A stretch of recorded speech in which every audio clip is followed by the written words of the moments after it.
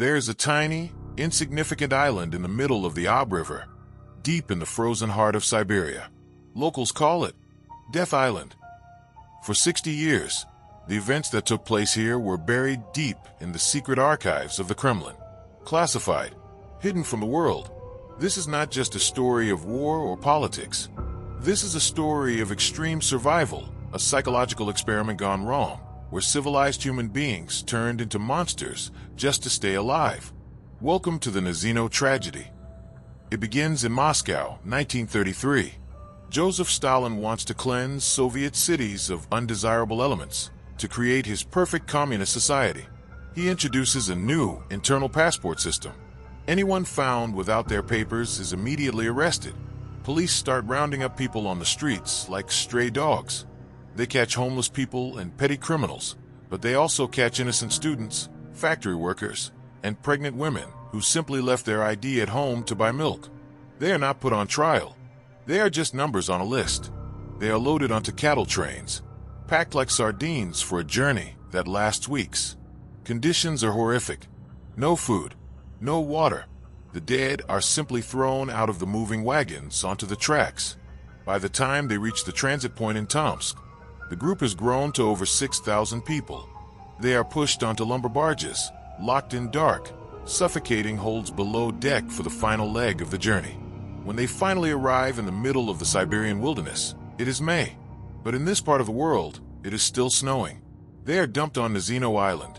It is a strip of swampy land only 2 miles long and 600 yards wide. There are no buildings, no tents, no tools, no cooking utensils, nothing. Just wind, mud, and the icy river surrounding them. On the first night, the temperature drops below zero. 295 people die.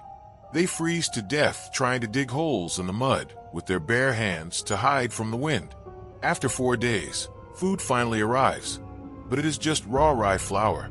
It is dumped directly onto the muddy riverbank. Panic erupts. The starving prisoners trample each other to get a handful of flour dust.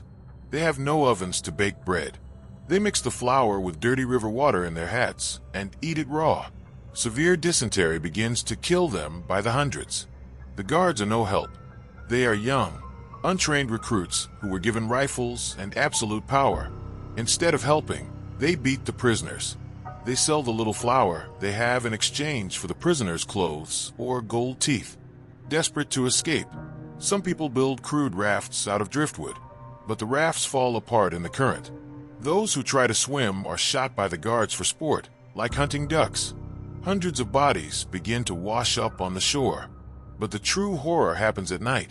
The island becomes a kingdom of terror. Violent criminal gangs take control, stealing the last rags of clothing from the weak. And then, the food runs out completely. People start looking at each other differently.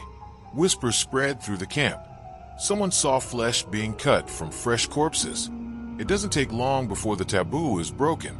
They start hunting the living. Nazino Island turns into an open-air slaughterhouse. Weeks later, a young communist instructor named Vasily Velichko arrives on the island for an inspection. What he sees haunts him for the rest of his life. People are walking skeletons, wrapping themselves in rags. The smell of death is everywhere. Of the 6,000 people who were dumped there, only 2,000 are still alive, and they are barely human. He asks a woman survivor how she made it. She replies with hollow eyes, "I don't know, but I didn't eat anyone." Velichko risks his life to send a detailed report to Stalin. The reaction from Moscow. They classify the report as top secret and bury it.